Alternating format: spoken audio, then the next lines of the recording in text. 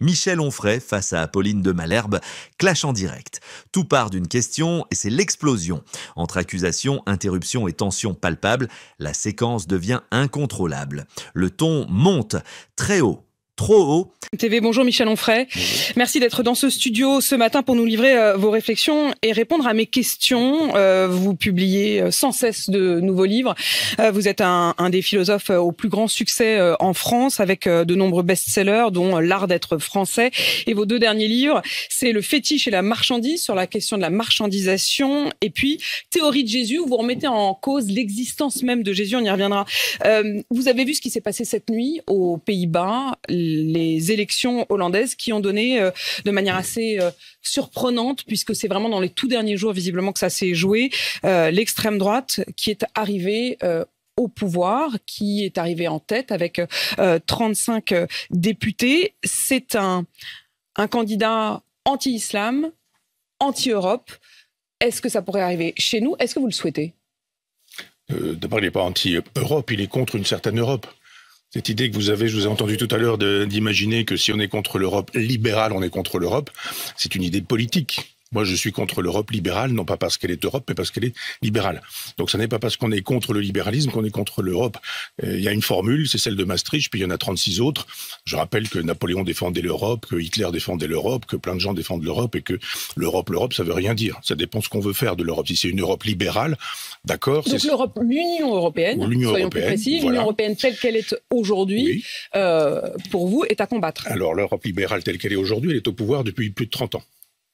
Et elle est au pouvoir sans contre-pouvoir. C'est-à-dire on fascise tous ceux qui sont dans le contre-pouvoir. La bascule, c'est Maastricht ? Oui, évidemment. En 1992, on renonce à la souveraineté. On dit voilà, la souveraineté française, on vous la donne, et c'est maintenant l'Europe qui est souveraine à la place de la France. Donc aujourd'hui, la France ne peut plus décider de son taux de TVA, par exemple, sur les sandwichs dans les cafés. C'est interdit. C'est interdit.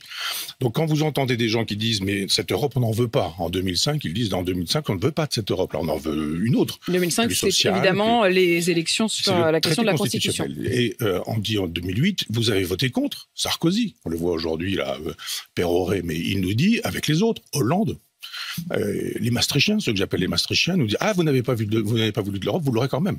Traité de Lisbonne en 2008. À chaque fois qu'il y a des élections, Emmanuel Macron les perd. À chaque fois qu'il les perd, qu'est-ce qu'il fait? Il reste. À chaque fois que les Maastrichtiens... C'est-à-dire, il a quand même réussi l'élection présidentielle, Michel Onfray. Comment? C'est-à-dire comment vous remettez en cause l'élection du président? Je ne remets pas en cause. Je dis qu'il y a plusieurs façons de faire de la propagande et qu'il y a des façons de conduire des gens vers un individu en disant vous avez choisi librement. La servitude volontaire, c'est plus subtil. Qu'est-ce que vous voulez dire? Que les Français n'ont pas choisi Emmanuel Macron, qu'ils ont subi Emmanuel Macron? Ils ont été 50% à ne pas les voter. Voilà. Donc vous. Oui, évidemment. Dont vous, parce que vous vous targuez régulièrement de ne pas faire renouveler votre carte d'électeur. Oui, ça sert à rien. Mais pourquoi ça sert à rien? C'est-à-dire que vous pouvez pas d'un côté dire il est mal élu. Si vous me laissez finir. Oui, allez-y, parce que ça me surprend. Vous aurez les réponses aux questions que vous me posez. Donc ne me posez pas les questions alors que je suis en train de vous donner les réponses. Et je vous dis en 2008 que les Français, on leur dit ce que vous n'avez pas voulu en 2005, vous l'aurez tout de même. Donc les Français, ils n'en ont plus rien à faire de la politique. Et je fais partie de ceux qui disent ne nous demandez pas notre avis si c'est pour le jeter à la poubelle. Si vous avez ces élections-là et ailleurs, et partout ailleurs, c'est simplement parce que les gens disent mais oui, nous on veut quelqu'un qui secoue tout, qui casse tout, qui détruit tout. Avec ses excès, je ne vais pas, défendre ce monsieur, Geert Wilders, en l'occurrence, le Hollandais. C'est pas bon, je vais pas voter pour ce monsieur-là, parce que d'abord, il n'est pas candidat français. Je dis simplement qu'il y a un moment donné où on ne peut pas avoir les pleins pouvoirs. Fasciser tous ceux qui ne pensent pas comme l'Europe de Maastricht. Et estimer que 50% des gens qui ne votent pas, c'est comme si c'était rien du tout. Donc oui, Emmanuel Macron, il est élu avec 50% des gens qui ne votent pas, et parmi ceux qui votent, à peu près 50% des gens qui ne votent pas pour lui, mais contre Marine Le Pen, qu'on nous présente comme une dangereuse fasciste. Donc effectivement, la démocratie ne va pas très bien. C'est une litote de le dire comme ça. Ce qui fait que quand vous avez des gens qui disent on va tout secouer, on va tout casser, on peut effectivement faire l'imbécile qui regarde le doigt alors qu'il s'agit de regarder la Lune et estimer que oh là là, c'est un dangereux fasciste. Il est extrêmement dangereux. Je vous ai entendu tout à l'heure sur le plateau en disant mais Marine Le Pen, elle a félicité cet homme-là. Mais personne n'a dit que sur ce cinglé à la tronçonneuse en Argentine, là, Emmanuel Macron avait envoyé un message de félicitations à ce monsieur-là. C'est les usages diplomatiques. Ah bah alors voilà, dites-le quand il s'agit de Marine Le Pen. Donc quand il s'agit de Marine Le Pen, c'est une dangereuse fasciste. La preuve, elle a fait un message. Mais quand il s'agit d'Emmanuel Macron, là pour le coup, il y a quelque chose d'assez différent de chez l'Onfray.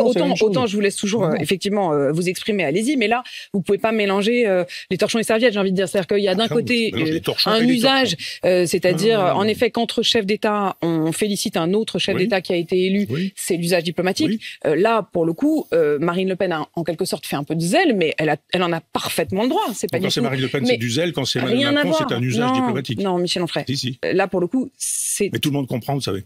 Mais non, c'est pas la question. On n'a pas besoin de longuement disserter. C'est-à-dire que vous passez à Macron ce que vous ne passez pas à Marine Le Pen. Pas du tout. Mais bien sûr que si. Pas du tout. Autre question. Non, pas du tout. Alors là, Michel Onfray, on s'arrête quand même un instant parce que vous pouvez me faire dire ce que je ne dis pas. Il y a la question en effet des usages qui est que automatiquement un chef d'État félicite un autre chef d'État. Et ensuite, il y a la question politique. Si je ne m'abuse, Marine Le Pen n'est pas encore présidente. Emmanuel Macron est un grand Et vous démocrate. remarquerez qu'Emmanuel Macron n'a pas... Marine Le Pen est une grande fasciste. Donc c'est vrai, ça change. Pas du tout. Je n'ai jamais dit ça. Je vous dis simplement que hier, en l'occurrence, Emmanuel Macron n'a pas encore félicité... Vous les laissez penser. Mais Michel Onfray, je vous laisse parler et vous faites un petit cinéma là depuis tout à l'heure. C'est quoi ce cinéma-là? Vous êtes méprisante quand on vous... Mais non, mais parce que vous posez des questions, vous ne donnez pas les réponses. Je vous explique simplement qu'il y a deux situations et d'ailleurs je vous précise qu'Emmanuel Macron, tout chef d'État qu'il est, n'a pas encore félicité le vainqueur des élections hollandaises. Il attend simplement que ce soit officiel. C'est une question de diplomatie. Oui, absolument. C'est tout. Oui. Je ne disais pas qu'il y en a une qui est fasciste et pas l'autre. C'est vrai. Je dis simplement qu'il y a une question de règles. De diplomatie et Marine Le Pen est une fasciste, quoi qu'elle dise, quoi qu'elle fasse. Est-ce que j'ai dit ça? Non, c'est moi qui le dis. Vous avez bien vu que c'est moi qui suis en train de dire. Michel Onfray, je vous interroge sur Geert Wilders. Oui. Anti-islam, anti-immigration, anti-Europe libérale, en effet. Oui. Il dit comme slogan les Pays-Bas avant tout. Il estime qu'il n'y a pas de panique. C'est quand même plutôt pas mal, non, de dire ça. Vous vous rendez compte, quand on fait l'éloge de chefs de l'État qui nous disent Trump, c'était un salaud parce qu'il avait dit l'Amérique d'abord. Avant tout. Donc en France, on dit quoi? Pas la France d'abord, pas les Français d'abord, les Français après, les Français ensuite, la France après. Vous pensez que c'est le rôle d'un chef d'État de dire je suis le chef de l'État français, mais en même temps, c'est d'abord autre chose, ensuite la France. Je suis sidéré, moi, qu'on puisse imaginer qu'on est un dangereux personnage quand on est à la tête de l'État et qu'on a juste envie de protéger les citoyens, les sujets de la République. On défend, on est là pour ça. Quand on est élu, comme on a été élu, pour M. Macron, on devrait dire les Français d'abord. Ça me paraît évident, c'est pas fasciste, ça. Et Michel Onfray, c'est vrai que vous mentionnez Marine Le Pen à l'instant. On se souvient que en 2002, vous aviez créé l'Université populaire de Caen après le choc de Jean-Marie Le Pen au deuxième tour. Aujourd'hui, vous vous évertuez à dire que Marine Le Pen n'est pas fasciste.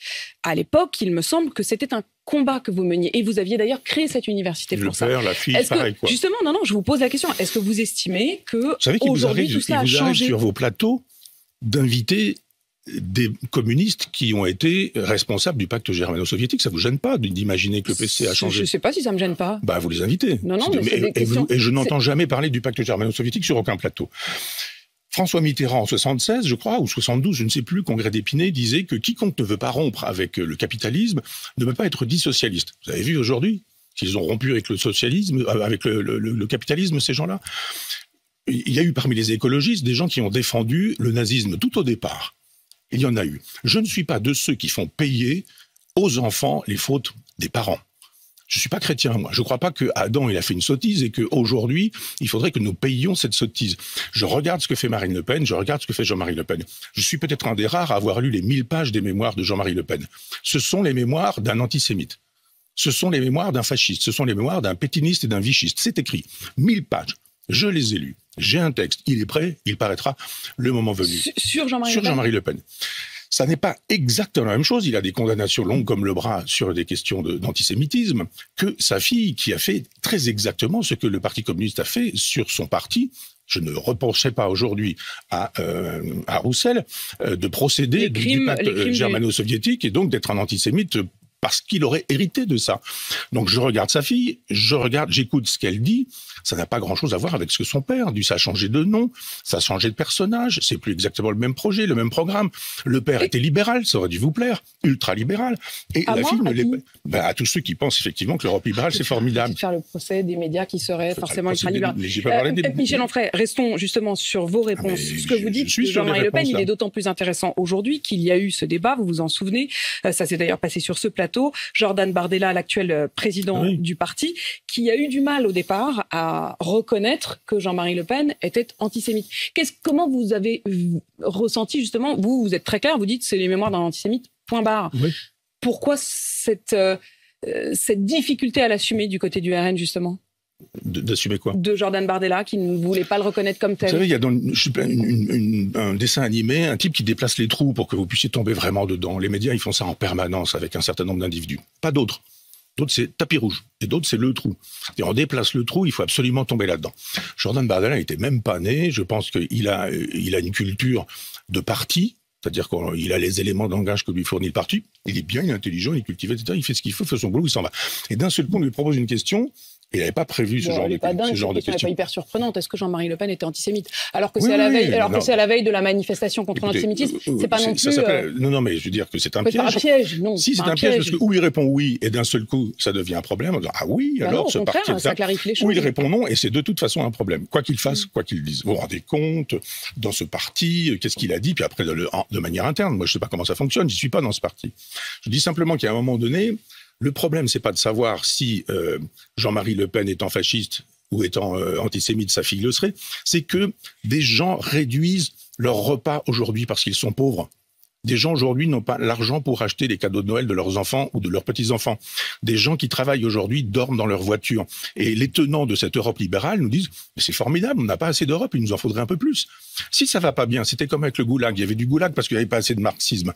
Ça va pas assez loin, l'Europe libérale. C'est pour ça qu'il y a des problèmes. Le vrai clivage, non, je dis c'est Maastricht, problème, pas Maastricht. Moi, je fais un travail de philosophe, c'est-à-dire je fais pas un travail de moraliste en disant « c'est pas bien, regardez ce blond peroxydé qui a gagné les élections, comme c'est pas bien, ce fasciste de dit pourquoi les a-t-il gagnés ?» C'est mon travail de philosophe, moi. D'après vous? Parce qu'il y a de la misère, parce qu'il y a de la pauvreté, parce qu'il y a du chômage, parce qu'il y a des gens à qui on dit votez, mais si vous votez mal, on va mettre votre vote à la poubelle. Parce que des gens entendent des intellectuels qui les défendent et qui s'entendent traiter de fascistes, qui s'entendent traiter de type d'extrême droite en permanence. Parce que des gens disent... Vous êtes blessé, Michel Onfray. Attendez, si j'étais blessé, je serais mort depuis longtemps. Ça fait longtemps que je vous interviewe régulièrement et je vous trouve aujourd'hui particulièrement...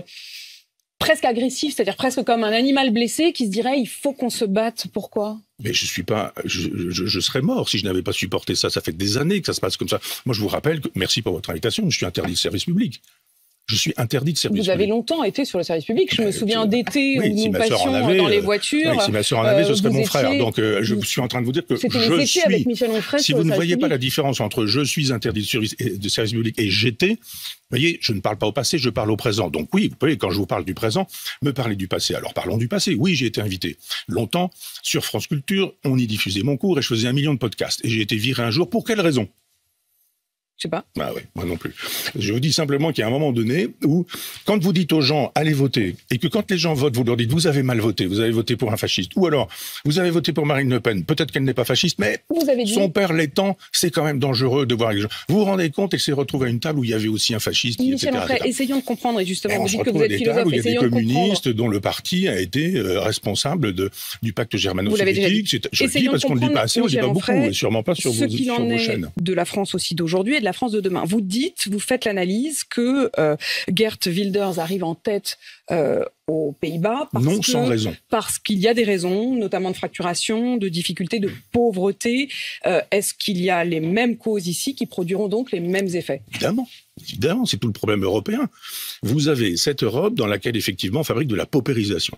Le ruissellement, vous savez, la fameuse théorie libérale. Quand il y aura des très riches, les pauvres sont moins pauvres. Ça ne marche pas. La main invisible du libéralisme, laissez faire la main invisible, vous verrez, il y aura une espèce d'économie, de l'harmonie et de l'équilibre. Ça ne marche pas. Ce que produit le libéralisme, c'est ce que Marx appelle la paupérisation. Des pauvres de plus en plus nombreux et de plus en plus pauvres, des riches de moins en moins nombreux et de plus en plus riches.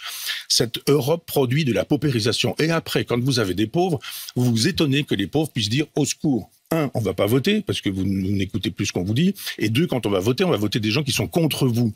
Je vous dis que je fais un travail de philosophe, pas un travail de moraliste en disant il est bien, il n'est pas bien ce garçon, il faudrait le même, il faudrait pas le même, etc. Si vous cherchez à savoir pourquoi il y a le pire, c'est parce qu'effectivement, il est produit par une situation dont on nous dit elle n'est pas encore assez radicale.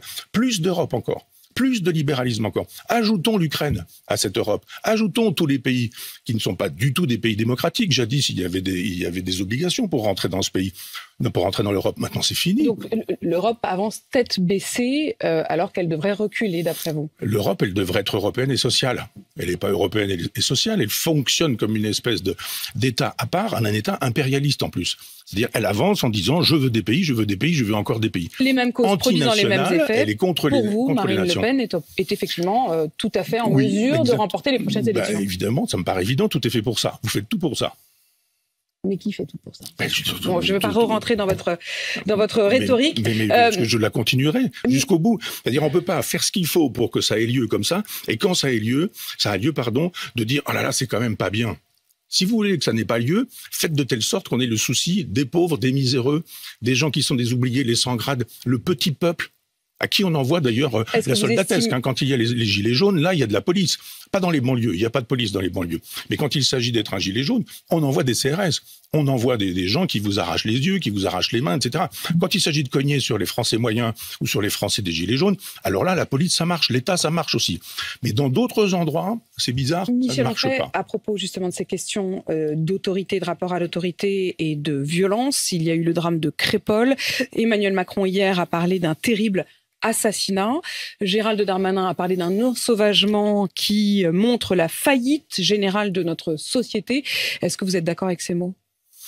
C'est pas suffisant. Oui, on peut faire de la généalogie comme Monsieur Darmanin et voir que depuis mai 68, il y a un effondrement de toute autorité. Il n'y a plus de père, il n'y a plus de prof, il n'y a plus de prêtre, il n'y a plus de surmoi, il n'y a plus de morale, il n'y a plus de vertu, il n'y a plus de valeur. On peut faire ce qu'on veut, quand on veut, comme on veut. C'est le retour des tribus tels que Darwin les racontait. C'est quoi, c'est le retour de la jungle? Oui, c'est la loi de la jungle. Il y a des gens qui se tramalent avec des couteaux sur eux. Pourquoi faire? Qu'est-ce que vous avez à faire dont l'un a été condamné pour avoir porté un couteau et qui avait dans ses condamnations l'interdiction absolue de se promener avec un couteau. Et ça sert à quoi d'avoir l'interdiction de se promener avec un couteau? Ça sert à quoi? Ça sert à quoi quand aucune police ne peut vérifier que ce monsieur porte ou ne porte pas un couteau? Imaginez que la police dise... Vous voulez dire que les faits de justice ne sont pas respectés? C'est sur le papier, tout ça c'est comme Darmanin et Macron. Ce crime ne restera pas impuni. Monsieur, vous n'avez pas le droit de sortir avec un couteau. Et s'il sort avec un couteau, qui le saura? Qui le vérifiera? Vous imaginez la police qui vient voir ce monsieur en disant « Monsieur, vous avez été condamné, vous n'avez pas le droit de porter un couteau. On voudrait vérifier que vous portez un couteau. » Mais il fait ça. Mais vous avez tout de suite dans la rue la France Insoumise et leurs copains qui vont vous expliquer que c'est inadmissible, contrôle aux faciès, qu'on a bien le droit d'avoir eu un couteau un jour et de commettre une erreur, que c'est pas pour autant qu'on est un délinquant la vie entière, etc. Et vous avez des manifestations à Adama Traoré, tout le tralala, et ça continue. Donc évidemment, on va pas vérifier que ce garçon ne porte pas un couteau, il en porte un. Mais qu'est-ce que vous faites avec un couteau, dit-on, de 25 cm sur vous? Est-ce que vous estimez... Pour aller, dit-on, au bal, gentiment, juste pour danser. Depuis, il a été arrêté. Oui. Il est en garde à vue. Il était en fuite. Il était en fuite, en effet. Vers Toulouse. Oui. Pour aller, semble-t-il, vers des... Qu'est-ce que vous voulez dire? Mais cessez de me demander ce que je veux dire quand je le dis clairement. Je suis peut-être un de ceux qui disent le plus clairement les choses. Je dis simplement qu'il était en état de fuite et que cette fuite ne s'arrêtait pas à Toulouse. Qu'il y avait assez probablement le désir de partir ailleurs, de quitter la France et de partir à l'étranger. Frédéric Ploquin, ici même hier matin, disait que, selon toute vraisemblabilité, une partie cherchait peut-être à rejoindre le Maghreb. C'est étonnant. L'Espagne, puis le Maghreb. C'est étonnant. Moi, je vous aurais pas dit qu'il avait l'intention d'aller en Islande. Ça me paraissait évident que ce garçon n'avait pas l'intention d'aller se réfugier en Islande. C'est tout ce que je dis, comme vous diriez. Pourquoi évident? Mais enfin, je vois pas pourquoi vous demandez des explications. Mais au contraire, vous êtes en train de déplacer le trou en espérant que je vais tomber dedans. Non, mais parce qu'effectivement, ce sont des gens dont c'est probablement... Parce qu'on nous a dit, vous vous rendez compte, il est français du centre-ville de Romans-sur-Isère. Il a été donc vous avez précisé en bien effet compris. par le procureur qu'il était de nationalité française, né oui, mais le problème, c'est pas la et nationalité française aujourd'hui. Vous avez des gens dont... Vous diriez comme Marion Maréchal quand elle parle... Je dis pas comme Marion Maréchal. Elle parle de français de papier. Ah oui. Et vous avez Bassam, par exemple, je crois. J'ai vu ça ce matin, un influenceur qui nous dit arrêtez de déconner, etc., avec le langage qui est le sien. Et puis à la fin, il dit s'il y a une guerre civile, il faut pas déconner, je vais être obligé de choisir mon camp et ce sera pas le vôtre. D'un seul coup, il nous dit faut arrêter parce qu'il faut pas stigmatiser notre communauté, mais le jour... Est-ce qu'il faudrait refuser la double nationalité? Ah ben on n'a pas le choix pour l'instant, c'est comme ça que ça se passe. Moi, je pense qu'il y a effectivement des textes de loi en 1962 avec les accords d'Évian qui font que les Algériens ont des pouvoirs en France que personne n'a, parce que la guerre d'Algérie leur a permis d'avoir ces pouvoirs-là. Je ne vois pas pourquoi on a ces pouvoirs-là quand aujourd'hui, quand vous allez en Algérie et que vous écoutez la télévision, le FLN nous donne toujours l'impression que la guerre est même pas terminée d'hier soir, qu'elle est toujours en cours contre les Français. Quand le chef de l'État algérien est malade et qu'il a un cancer, il vient se faire soigner en France. Très bien, bravo, accueillons-le. Mais pourquoi est-ce qu'il nous dit en même temps que la France c'est ceci, c'est cela, etc. Il y a un moment donné où il faudrait une politique très claire à l'endroit du Maghreb. L'islam ne pose pas un problème en France. Il ne pose pas de problème, l'islam en France. Vous avez des Indonésiens qui ne posent aucun problème et qui sont musulmans. C'est le Maghreb islamique qui pose un problème, parce qu'il y a eu les relations historiques que nous avons eues avec eux pendant très longtemps. Nous sommes dans la componction permanente, perpétuelle. On dit on a eu tort, on n'a pas été bien, etc. Faisons de l'histoire. Expliquons ce qu'a été le FLN. Oui, d'accord, l'Algérie française. Oui, d'accord, la torture.